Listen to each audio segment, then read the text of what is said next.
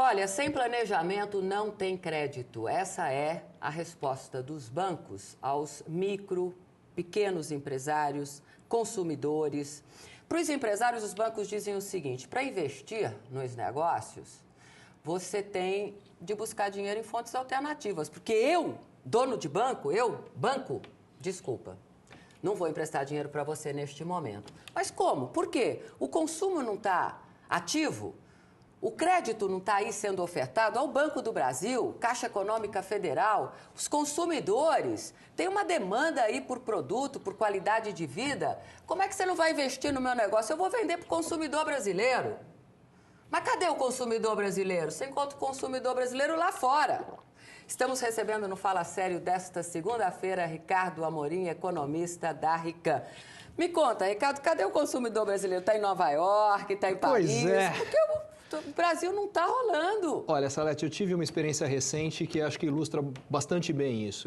Há coisa de um mês, talvez pouco mais, um mês e meio, eu estive em Nova York. Eu fui em Nova York para visitar alguns clientes e para fazer algumas palestras. Aliás, o tema dessas palestras já mostra um momento diferente da economia mundial. Duas das palestras eram sobre oportunidades de investimento no Brasil. Os gringos estão desesperados para vir para cá.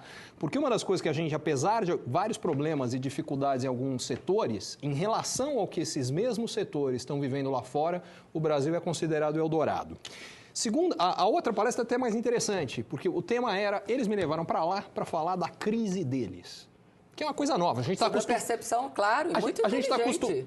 Pois é, foi o que eu me toquei depois. Eles estão acostumados a ter... A gente está acostumado a ter um especialista americano para vir falar da nossa crise. Mas eu percebi uma coisa, faz muito mais sentido ter um especialista brasileiro para falar da crise deles, porque ninguém foi mais treinado em crise do que nós brasileiros. Perfeito. Enfim, mas o fato foi que, como bom brasileiro, eu aproveitei a viagem e fui fazer as minhas comprinhas. E foi aí que eu me toquei de uma coisa. Eu não entrei em uma loja em Nova York que não houvesse pelo menos mais um brasileiro comprando. Em várias delas, vendedores brasileiros. E aí eu percebi o seguinte: nós exportamos nossos consumidores. É um novo artigo de exportação do Brasil. Em função dos preços no Brasil serem tão elevados, as pessoas corretamente optam por irem comprar fora do país. E aí, eu acho que um exemplo mais recente a gente teve nas Olimpíadas. Quer dizer, a nossa presidenta, a Dilma, foi representar-nos na abertura das Olimpíadas e aproveitou que foi a Londres e foi fazer umas comprinhas fora.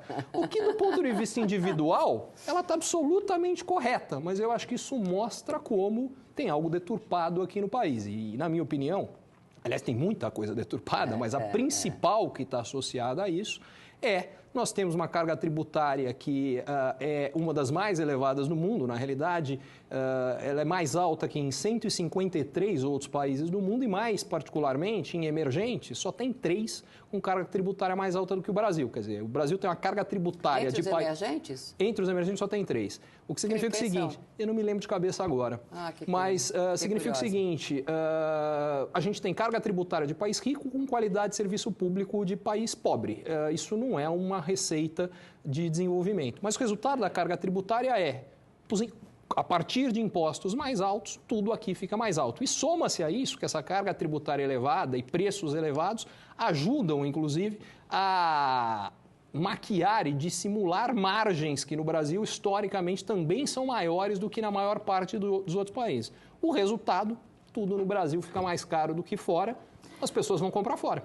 Agora, o governo tem trabalhado essa questão de forma segmentada, focada. Nós tivemos redução de imposto para os automóveis, que inclusive foi renovada, eletrodomésticos. Nós tivemos, sim, uma explosão de venda no mercado automobilístico agora, a partir dessa redução de IPI, mas a manutenção dessa queda de IPI não garante vendas daqui para frente.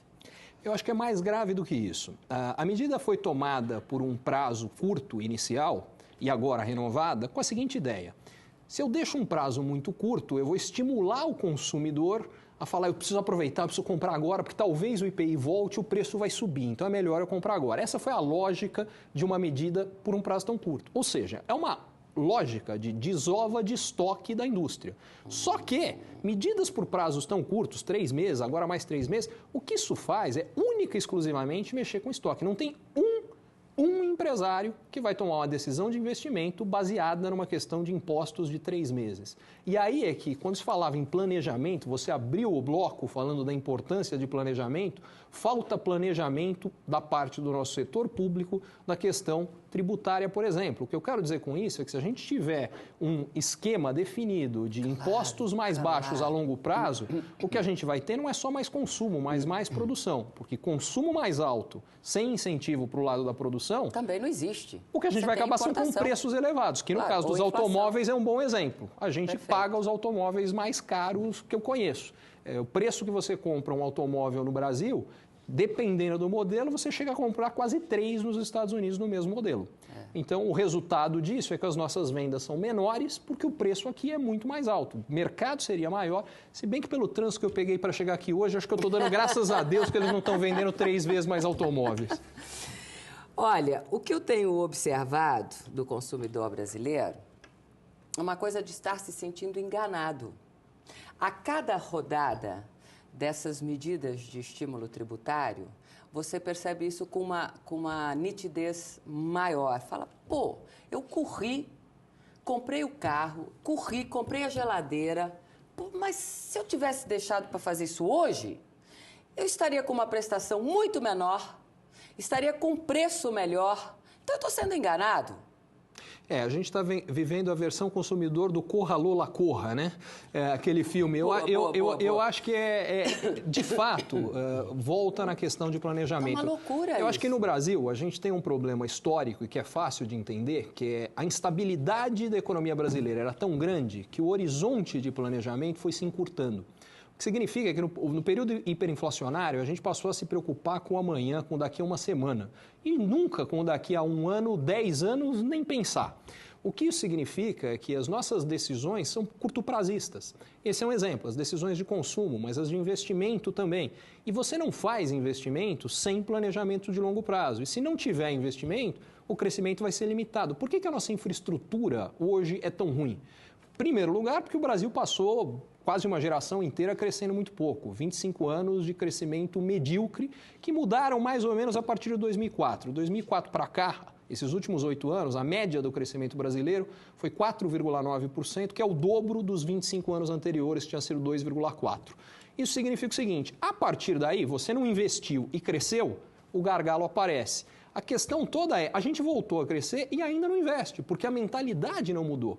E acho que o próprio pacote recente do governo, esse PAC novo de infraestrutura, abrindo para o setor privado, reconhece, ainda que muito tardiamente, que o governo não tem capacidade, seja financeira ou seja de implementação dos investimentos no ritmo que eles têm que acontecer.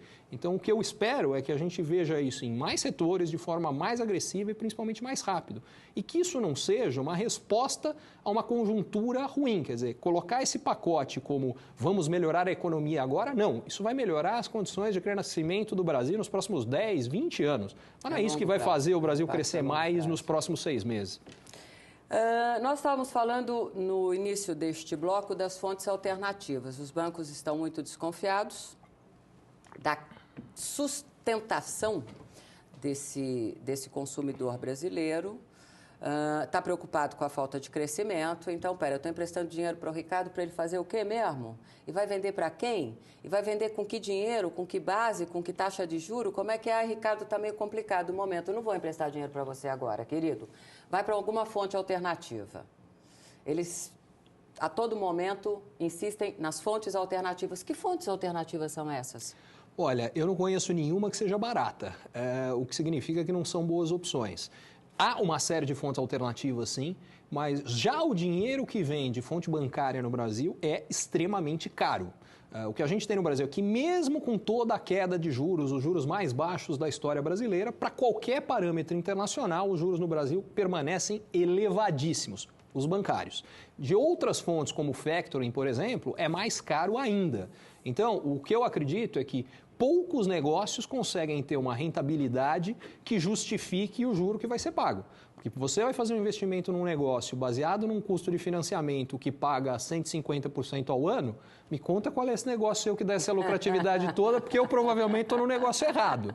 Então, o que eu acho que a gente tem aí, do ponto de vista dos bancos, algo que eu acho que está correto e algo que está errado. O que eu acho que está correto é que, efetivamente, a preocupação dos bancos com o que vai ser feito com esse dinheiro, se vai ser rentabilizado de uma forma que os bancos vão voltar a ser pagos, eles estão fazendo o que eles têm que fazer e que, do ponto de vista de Brasil, é importante. Se eles não fizerem isso, a gente acaba com um problema no setor financeiro que vai exigir pacotes, por exemplo, que foi como nós tivemos o Proaero e mais recentemente, que foi o que causou a crise na Irlanda e que está causando, em grande medida, a crise na Espanha hoje. Então, isso é importante para o Brasil, além de ser importante para os próprios bancos. Agora, a contrapartida disso, falar, não, a solução está em fontes alternativas, isso é muito mais um lavo as minhas mãos, porque efetivamente o que isso significa é que esse empresário ou esse consumidor vai ter que esperar. Porque se ele não vai ter esse crédito, as outras alternativas hoje no Brasil, via de regra, são muito caras. O empresário está até esperando, o consumidor não. O consumidor está no cartão de crédito. E você sabia, telespectador, que o único ponto onde não houve transferência da queda dos juros, eu falei no início do programa, os juros em agosto do ano passado estavam em 12,5% ao ano. Estão em 7,5% ao ano. Esta queda foi transferida nas várias opções de crédito que nós encontramos, de uma forma ou de outra, mais ou menos. Agora, cartão de crédito, senhores, não houve qualquer redução. E o que o consumidor usa? No momento, no ato da compra, cartão de crédito. Hoje o nosso consumidor está pagando conta de luz no cartão de crédito, conta de telefone no cartão de crédito. E como é que as empresas de cartão de crédito continuam oferecendo dinheiro, se os próprios bancos não o estão fazendo? Rapidinho depois do intervalo.